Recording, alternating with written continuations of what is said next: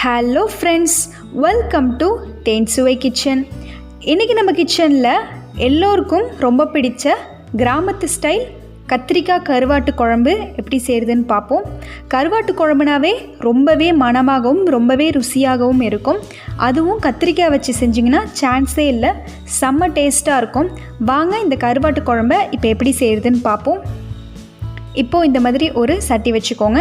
அதில் கொஞ்சமாக தேங்காய் எண்ணெய் சேர்த்துக்கிறேன். தேங்காய் எண்ணெயில் தான் இன்றைக்கி நம்ம செய்ய போகிறோம்.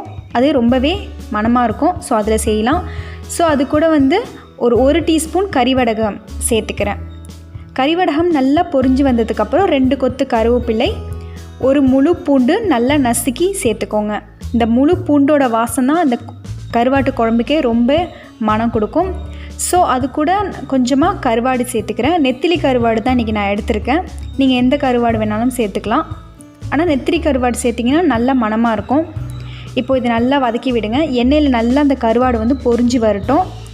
இப்போது அது கூட பார்த்திங்கன்னா ஒரு 10 சின்ன வெங்காயம், ஒரு 2 பச்சை மிளகாய் நல்லா உரலில் நசுக்கி சேர்த்துக்கோங்க. நசுக்கி சேர்த்தா நல்லா நம்மளுக்கு சுவை கிடைக்கும். சேர்த்து நல்லா வதக்கி விடுங்க. இப்போது வதக்கினதுக்கப்புறம் அது கூட ஒரு அரை டீஸ்பூன் மஞ்சள், ஒரு 2 டேபிள் ஸ்பூன் மிளகாய்த்தூள் சேர்த்துக்கலாம். இந்த கருவாட்டு குழம்பு நீங்கள் ஈஸியாக வீட்டில் செஞ்சிடலாம், கஷ்டம் கிடையாது. இப்போது அது கூட ஒரு 2 டீஸ்பூன் ஜீரகத்தூள், 2 டீஸ்பூன் மிளகுத்தூள் சேர்த்துக்கிறேன்.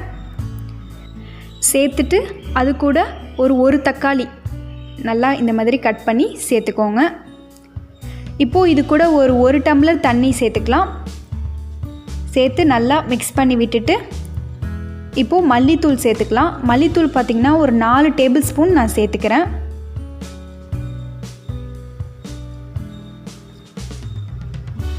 சேர்த்து நல்லா கலந்து விட்டுருங்க.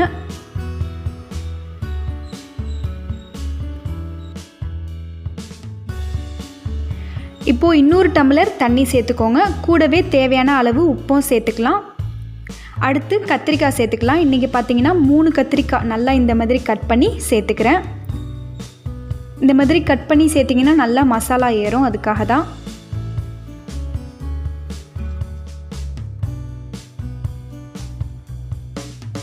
சேர்த்து நல்லா மிக்ஸ் பண்ணி விட்டுருங்க.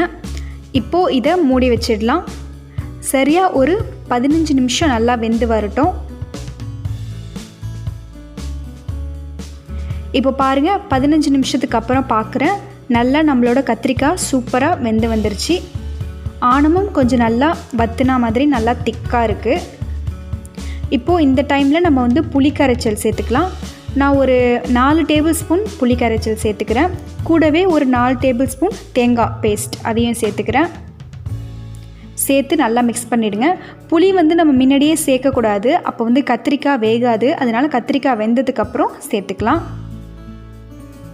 சேர்த்து ரொம்ப திக்காக இருக்குல்ல, ஸோ கொஞ்சமாக தண்ணி சேர்த்துக்கலாம்.